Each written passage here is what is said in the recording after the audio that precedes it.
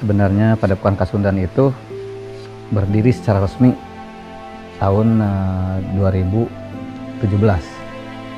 Saya mulai mengajar sistem Panglipur karena memang benih awalnya itu antara perguruan Panglipur dan pesantren Nurul Islam. Padepokan Kasundan ini sebetulnya berdiri untuk memberikan wadah pencaksilat lain untuk dapat berlatih di situ, untuk dapat berbagi dan pada akhirnya bisa menjadikan Padepokan Kasundan itu adalah sebuah lokasi yang isinya multi aliran, multi perguruan dari pencaksilat terutama di Jawa Barat. Di Padepokan itu tidak hanya tentang silatnya saja, tapi juga hal lain yang mendukung dan mendasari untuk bisanya mengkreasikan suatu bentuk yang bisa mengakomodir semua yang pernah saya pelajari itu.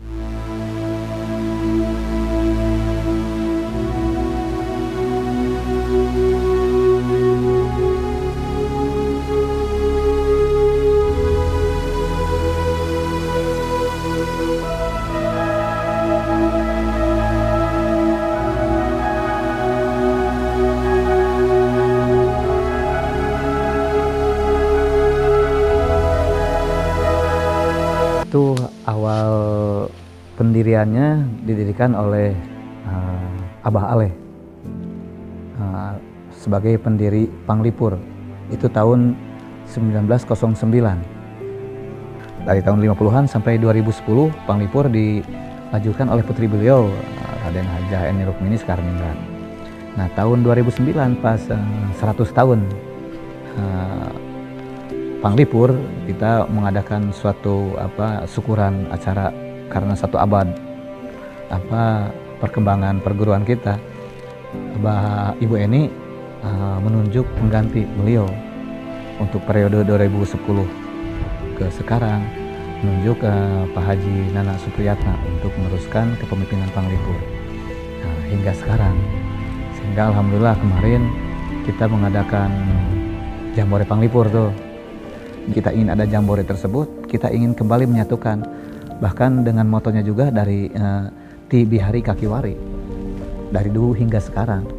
Dan kemarin kita kasih judul tuh, pertemuannya itu silaturahmi lintas generasi, karena Panglipur sudah 5 generasi kan, dan salah satu dari generasi kedua masih ada namanya Abah Kusnadi kemarin itu masih dari generasi yang kedua, masih ada gitu kan. Jadi dari 3 provinsi, Jawa Barat, DKI dan Banten. Jadi alhamdulillah kita kemarin 90% tokoh-tokohnya bisa hadir, terus 70% cabang-cabang bisa hadir juga yang lokal.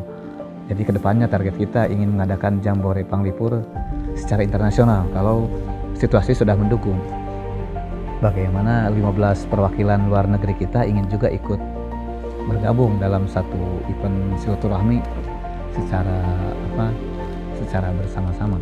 Sebagai perguruan yang memang lahir sejak tahun 1909, tentu banyak tradisi yang diturunkan oleh sesepuh dan guru-guru kita sampai sekarang.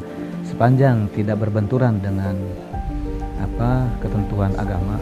Dari dulu Ibu Eni atau Abah Aleh kalau menerima murid pasti ada kecer. Harus ada namanya sirih dan korejat yang disatukan, terus direndam dengan air yang murni, dan itu akan diteteskan ke mata kita sebagai upaya pembersihan. Tapi pembersihan di sana ada simbol bahwa kita mempelajari sesuatu harus dengan keadaan yang bersih, baik lahir maupun batin. Lahirnya secara mata, batinnya karena mata itu jendela hati kan. Dengan bersihnya hati, kita akan mempelajari silat baik lahir dan batin pun akan dengan mindset yang baik, dengan mindset yang benar. Nah, itu proses puruhnya. Tapi dalam puruh tersebut kita juga ada kelapa. Kelapa itu simbol dari bahwa sesuatu yang bermanfaat juga penawar racun. Awal pendiriannya Panglipur itu dibentuk dari 5 aliran. sudah saya sampaikan tadi, Cimande, Serak, Cikalong, Sabandar, sama Betawi. Nah, dalam perjalanannya, Panglipur akhirnya asalnya dikasih nama Panglipur Galih menjadi Panglipur. Nah, Panglipur itu sendiri kalau kita artikan, Panglipur Galih kan, itu berarti pelipur hati. Karena memang Raden Wirantakusuma waktu mengundang Abah Aleh datang ke tempat beliau untuk bisa menenangkan dan mengobati kegundahannya karena banyaknya pekerjaan, banyak pikiran yang sebagai seorang pimpinan. Seperti yang saya ceritakan tadi, berbagai guru yang saya terima dari guru-guru yang ada di Sumatera maupun di Jawa, Madura kan. Nah itu kita coba ini kan dalam satu bentuk susunan senam silat Kasundan. Jadi kalau kita lihat dalam senam silat Kasundan, tidak hanya tentang bela diri pencaksilatnya saja, tapi juga ada physical exercise-nya juga. Bagaimana kita mencoba dalam 6 menit itu bisa menghasilkan suatu pendasaran bela diri, tapi juga mengangkat badan supaya tetap bugar, dan dari sana mau belajar apapun insya Allah badan sudah siap. Program kita ke depannya, kita ingin mengenalkan bukan hanya tentang dari sisi bela dirinya saja, tapi juga dari sisi budaya lain seperti yang kita sampaikan tadi. Budaya lain pun akan kita coba kembangkan. Dan salah satu programnya ingin membuat satu pertunjukan namanya Wayang Kolase. Wayang Kolase itu bagaimana di awal-awal merupakan satu pertunjukan wayang saja, tapi tiba-tiba panggungnya akan berubah menjadi panggung teater dengan perpindahan dari wayang ke orangnya itu melalui stand show. Nah, jadi berubah nanti jadi tampilan seperti wayang orang, tapi juga seperti stand show dengan teknik bentuk-bentuk yang biasanya dibuat dalam film, tapi sekarang kita coba dalam pertunjukan langsung. Nah itu yang kita ingin coba kembangkan dalam Kasundan Camp selanjutnya. Di awal kita mengadakan camp, karena memang kita punya perwakilan di waktu itu masih 15 itu dengan Indonesia. Kita sudah bisa mengumpulkan mereka kira-kira 30 orang lah, tapi dari 14 cabang luar negeri itu, bukan cabang perwakilan, kita alhamdulillah bisa mengadakan Kasundan International Silat Camp. Nah waktu itu kita mengadakannya selama hampir 10 hari, mengumpulkan guru-guru dari mulai Sumatera sampai Jawa Barat, sampai juga Jawa Tengah, Jawa Timur. Perguruannya juga bukan hanya perguruan Panglipur, tapi ada juga perguruan Harimau Singgalang yang dari Sumatera. Terus perguruan yang jarang-jarang bisa berkumpul, tapi dalam Kasundan alhamdulillah dari SH ada, dari PSHT ada, terus dari juga aliran-aliran yang ada di Jawa Barat hampir semua ada, dari Cimande, dari Cikalong, ada yang dari Sabandar, ada yang dari Serak juga bisa berkumpul dan memberikan pelatihan kepada peserta. Sebelum di film itu saya sudah sering seperti saya sampaikan tadi, sudah sering mengajar dan workshop di Prancis. Selain di Prancis, kadang kita juga ada di daerah lain, salah satunya juga di Amerika waktu itu. Kita waktu itu diinikan di 5 kota. Selain dari zona juga ada di kota-kota lain di Amerika. Nah, seminggu mau berangkat, Kang Ian nelpon. Kang Sep katanya Pak Gerard minta lagi untuk gabung di film. Gak apa-apa lah katanya, nyari waktu libur sekolah untuk latihannya, syutingnya juga nanti pas libur. Jadi kan saya gak bisa menolak. Pulang dari workshop, saya tidak langsung pulang dari Amerika itu, tidak langsung pulang ke Garut, langsung saja ke Jakarta. Jadi membuat jadwal dan apapun di awal-awal. Dan alhamdulillah semenjak itu kita coba membuka pemahaman tentang silat bagaimana diaplikasikan di film. Nah, film awal saya itu yaitu Grade 2 itu. Alhamdulillah setelah itu kan mulai ada permintaan ke saya untuk ikut di beberapa film lokal lainnya. Kita sedang menggarap koreografi buat Gunda. Ada permintaan tuh untuk John Wick. Akhirnya kita berangkat dulu tuh untuk syuting dan workshop John Wick selama sebulan setengah di New York. Nah, pulang dari sana lanjutkan lagi Gundala. Dan setelah Gundala terakhir kita bergabung di masa pandemi ini malah syutingnya dengan Gatot Kaca, walaupun baru syuting, nggak tahu tuh tayangnya kapan.